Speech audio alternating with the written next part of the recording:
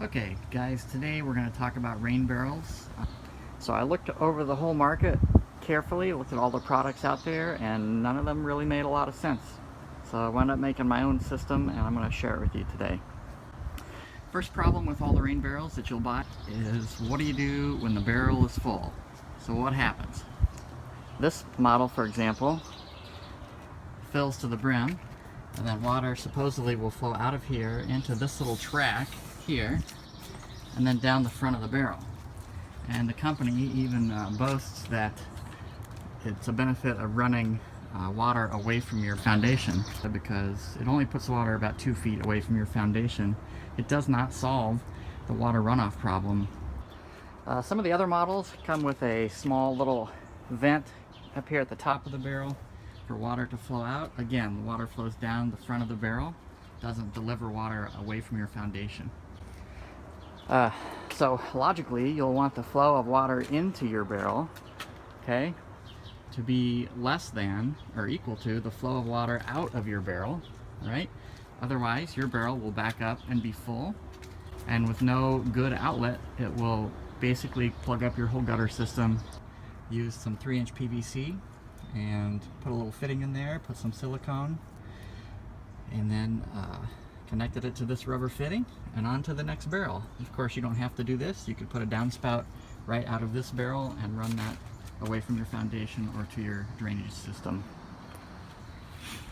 I added a third barrel, and you can see the kind of the outline here. PVC pipe all the way down into my French drain. Now, it's never really a good idea to run water off your roof into your French drain system. I gotta throw in that caveat. Because you'll get a lot of leaves, acorns, tree debris, or whatever you happen to have growing over your house, and that will all plug up your drain system. On my particular house, I have mesh gutter protection on top of my gutters, and so only water gets into my gutters. Of course, you don't have to have multiple barrels. You could just have a downspout here going to your drainage system or away from your house. I connected it to 2 barrels. Since the PVC fittings were all tight, I used these rubber fittings here just to add a little bit of motion from barrel to barrel, so there was a little bit of give. And you can see I connected to a 3rd barrel and then out down to my French drain. That means no backups. Water will be drained safely away from my foundation. So if you're concerned about water runoff, you're probably going to have to either make your own rain barrel or modify a purchased rain barrel. Okay, a couple other things to consider with. First is that you have to decide if you want a closed system or an open system. So, closed systems probably are preferential because you don't want a bunch of mosquitoes getting in there in the summertime. So this system is mostly closed. There's a couple of gaps, small gaps in the top here that I'm going to leave, but I'll see what happens. The other thing you want to consider is some sort of filtration. If a bunch of leaves and organic matter are getting down into the water, and then it's all baking in the 100-degree sun during the summer, you're probably going to have a nasty cesspool of organic matter in your rain barrel. Now, that might be preferential if you're using it to water your flower beds. Might be some added fertilizer. Could also be a problem as far as creating odors and stuff like that.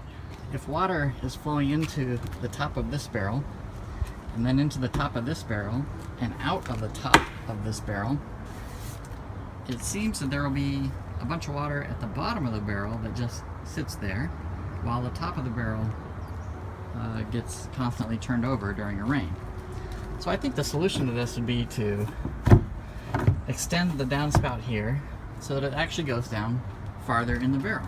So you're getting a fresh flow of water from the bottom of the barrel back up.